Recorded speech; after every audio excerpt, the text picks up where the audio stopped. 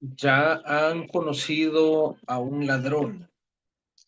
O ya te han dicho ladrón a ti. Eh, Hoy vamos a ver unas ideas de robar, porque así dice el versículo. Así dice el versículo que vamos a ver hoy, pero como siempre empezamos leyendo todo el capítulo de Efesios 4. Vamos casi terminando abril. Es difícil estar leyendo la palabra, es difícil estar conectados con Dios. Hay que reconocer qué cosas nos están alejando, nos están engañando, eh, etcétera. Bueno, Efesios 4, en la 2015, Reina Valera 2015. Por eso yo, prisionero en el Señor, les exhorto a que anden como es digno del llamamiento con que fueron llamados, con toda humildad y mansedumbre, con paciencia y soportándose los unos a los otros en amor, procurando con diligencia guardar la unidad del Espíritu en el vínculo de la paz. Hay un solo cuerpo y un solo espíritu, así como han sido llamados a una sola esperanza de su llamamiento. Hay un solo Señor, una sola fe, un solo bautismo, un solo Dios y Padre de todos, quien es sobre todos, a través de todos y en todos. Sin embargo, a cada uno de nosotros nos ha sido conferida la gracia conforme a la medida de la dádiva de Cristo. Por esto dice, subiendo a lo alto, llevó cautiva la cautividad y dio dones a los hombres. Pero esto de que subió, ¿qué quiere decir a menos que hubiera descendido también a las partes más bajas de la tierra? El que descendió es el mismo que también ascendió por encima de todos los cielos para llenarlo todo. Y él mismo constituyó a unos apóstoles, a otros profetas, a otros evangelistas y a otros pastores y maestros, a fin de capacitar a los santos para la obra del ministerio, para la edificación del cuerpo de Cristo, hasta que todos alcancemos la unidad de la fe y del conocimiento del Hijo de Dios, hasta ser un hombre de plena madurez, hasta la medida de la estatura de la plenitud de Cristo. Esto para que ya no seamos niños, sacudidos a la deriva y llevados a donde quiera por todo viento de doctrina, por estratagema de hombres, que para engañar emplean con astucia las artimañas del error, sino que, siguiendo la verdad con amor, crezcamos en todo hacia aquel que es la cabeza, Cristo. De parte de él, todo el cuerpo, bien concertado y entrelazado por la cohesión que aportan todos los ligamentos, recibe su crecimiento de acuerdo con la actividad proporcionada a cada uno de los miembros para ir edificándose en amor. Esto digo e insisto en el Señor, que no se conduzcan más como se conducen los gentiles, en la vanidad de sus mentes, teniendo el entendimiento entenebrecido, alejados de la vida de Dios por la ignorancia que hay en ellos, debido a la dureza de su corazón. Una vez perdida toda sensibilidad, se entregaron a la sensualidad para cometer ávidamente toda clase de impurezas. Pero ustedes no han aprendido así a Cristo, si en verdad le han oído y han sido enseñados en Él, así como la verdad está en Jesús. Con respecto a su antigua manera de vivir, despójense del viejo hombre que está viciado por los deseos engañosos, pero renuévense en el espíritu de su mente y vístanse del nuevo hombre que ha sido creado a semejanza de Dios en justicia y santidad de verdad. Por lo tanto, habiendo dejado la mentira, hablen la verdad cada uno con su prójimo, porque somos miembros los unos de los otros. Enójense, pero no pequen. No se ponga el sol sobre su enojo, ni den lugar al diablo. El que robaba no robe más, sino que trabaje esforzadamente, haciendo con sus propias manos lo que es bueno para tener que compartir con el que tenga necesidad. Ese es el versículo de hoy. Ninguna palabra obscena salga de su boca, sino la que sea buena para edificación, según sea necesaria, para que imparta gracia a los que oyen. Y no entristezcan al Espíritu Santo de Dios, en quien fueron sellados para el día de la redención. Quítense de ustedes toda amargura, enojo, ira, gritos y calumnia, junto con toda maldad. Más bien sean bondadosos y misericordiosos los unos con los otros, perdonándose unos a otros como Dios también los perdonó a ustedes en Cristo. Muy bien. Versículo 28 del capítulo 4. El que robaba, no robe más, sino que trabaje esforzadamente, haciendo con sus propias manos lo que es bueno para tener que compartir con el que tenga necesidad. Hmm. La primera, el primer descubrimiento en este pasaje es que el verbo que dice el que robaba en realidad no es un verbo en pasado. Esto nos mete en problemas. Nos mete en problemas porque lo más probable es que está diciendo algo así como el que anda robando. O si tú estás robando, ¿ok? No robes más. Entonces, Aquí hay un par de cositas. Vale, robar es robar, ¿verdad? Algo que no te pertenece, lo agarras. Y más allá de lo general, también tenemos el ladrón, pues sí, el ladrón de la calle, ¿verdad? Que roba celulares, o sea, como esos que eso pasan haciendo de trabajo, ¿verdad? Sin embargo, a medida que vayamos explorando, vamos a explorar, eh, perdón que me repetí ahí, vamos a explorar la idea eh, sobre que si yo le estoy robando a Dios o no, ¿ok? Es así como se llama la enseñanza. Le estoy robando a Dios. Vale. Entonces, en primer lugar, estamos viendo de que ese verbo que está al principio, en Efesios 4:28, no está en pasado. Es decir, que hay algo que está sucediendo o podría estar sucediendo en el momento eh, y es probable también que sea alguien de la iglesia. Bueno, miren, si ya hablamos así de experiencias, eh, yo crecí en una iglesia grande, grande, o sea, no sé cuántas personas, 400, no sé si eso es exageración, pero o sea, era una iglesia muy, muy grande.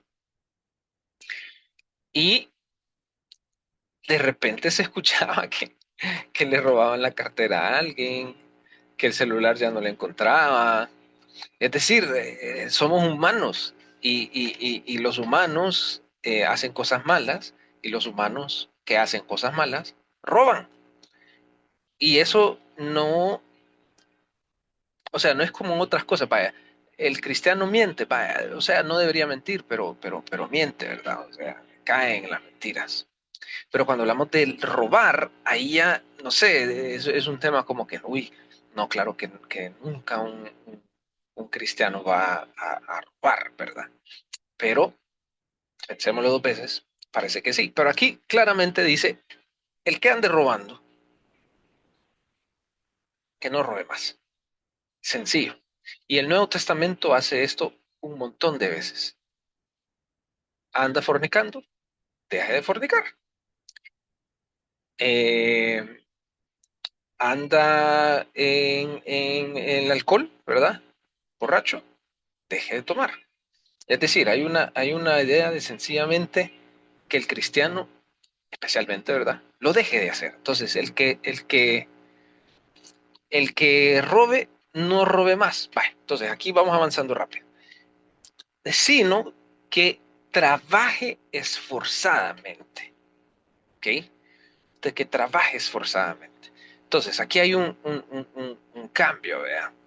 Normal, o sea, esto no estamos hablando nada fuera del otro mundo, estamos hablando de que aquí, dentro de las cosas espirituales, está de que robar es una tentación real para un cristiano y que dejar de robar es lo que debe hacer y que lo opuesto de eso es trabajar. Y no solo trabajar, sino que esforzadamente, dice aquí la Reina Valera 2015. Vaya, no lo he leído en la 60, ahorita lo voy a leer. Dice 4:28. El que hurtaba, no hurte más, sino que trabaje, haciendo con sus manos lo que es bueno, para que tenga que compartir con el que padece necesidad. Vaya. Entonces, haciendo con sus manos lo que es bueno. Vaya, miren, aquí entra una dinámica de sencillamente animarnos a que el trabajo no es fácil, a que lo hagamos honradamente, que lo hagamos con esfuerzo, ¿verdad? Que lastimosamente a veces el cristiano quiere predicar, pero no quiere trabajar, ¿verdad? Que el cristiano quiere ser ministro, pero no quiere trabajar. Entonces, a trabajar. Y dice, haciendo con sus propias manos lo que es bueno. Esta idea de lo que es bueno mm, o sea, que saque cosas buenas de su trabajo. Bueno, en primer lugar, el salario, ¿no? El salario es algo bueno, que se puede usar para cosas buenas. La casa y cubrir las necesidades, ¿verdad? El pan diario, pero también diversión, ¿verdad? Entretenimiento. O sea, nada de eso es pecado. Entonces son cosas buenas. El trabajo resulta en cosas buenas. El que no trabaja tiene la tentación de robar. Ahora, aquí hay una, y ya entramos a la segunda parte del versículo. Aquí hay una realidad y en El Salvador es más real que nunca. Que aquí hay mucha pobreza. Aquí hay mucha pobreza. Yo no puedo decir que yo haya alguna vez tenido la tentación de robar para cubrir mis necesidades. Y gracias a Dios. Pero he visto, hablado, leído con suficientes personas que es una tentación real robar. Pero aquí es bien claro, ¿verdad?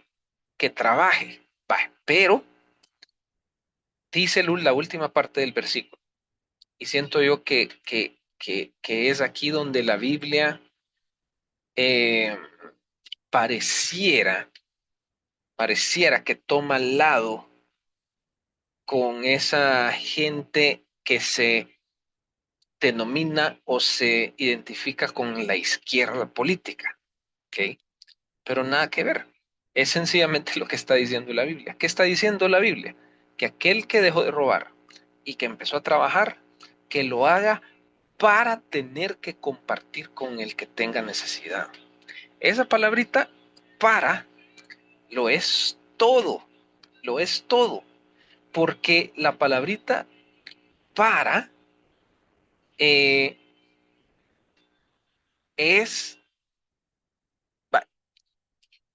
voy a, voy a, voy a comer para poder aguantar el trabajo, ¿verdad? Hay una consecuencia, ¿verdad? Voy a dar varios ejemplos así bien sencillos, como siempre, ¿verdad? Eh, Voy a comprar un uniforme nuevo para trabajar en cierto lugar. Voy a comprar una computadora para usarla en mi trabajo. Ven, es totalmente relacionado, o sea, no es, no es una casualidad, no es una coincidencia, ¿verdad? O sea, no es algo directo para darle a los que necesitan, ¿ok? Haciendo con sus propias manos lo que es bueno para tener que compartir con el que tenga necesidad. Pregunta, ¿tú conoces personas que tienen necesidad? ¿Puedes nombrar dos, tres personas que tienen necesidad? Eh, Regresando a la pobreza, yo pienso que todos los cristianos debemos conocer por nombre a personas pobres. Y todos los cristianos con ese nombre, y traigo a memoria, se me viene a mi memoria el Papa Francisco que decía, no solo le dé al necesitado, sino que mírale a los ojos mientras le da. Es decir, esto no es de deshacerse de un, eh, de deshacerse de un rito o de una checklist. Quiero ver, dar a los pobres, ya. No, no, el versículo es bien claro. Esto es para poder compartir. Es directo. Es decir, que el compartir con el que tenga necesidad no es algo secundario, es algo prioritario. ¿Estoy yo compartiendo con el que tiene necesidad? ¿Están mis ojos abiertos a la necesidad de las personas? Cuando yo ando en mi día a día, ¿están mis ojos solo en mis propias necesidades? o tengo la madurez cristiana para abrir mis ojos y ver la necesidad del otro. Y no solo ver la necesidad, compartir con el que tenga necesidad. Ahora, les recuerdo de dónde venimos. Este versículo es cortito. Dice, el que robaba, que ya no robe más. Es decir, viene de una persona que tenía necesidad, pero estaba haciendo lo malo. Que trabaje y que trabaje para poder compartir con el que tiene necesidad. El último punto que voy a tocar es un punto controversial, pero yo pienso que hay una relación. El tema es, le estoy robando a Dios, ¿verdad?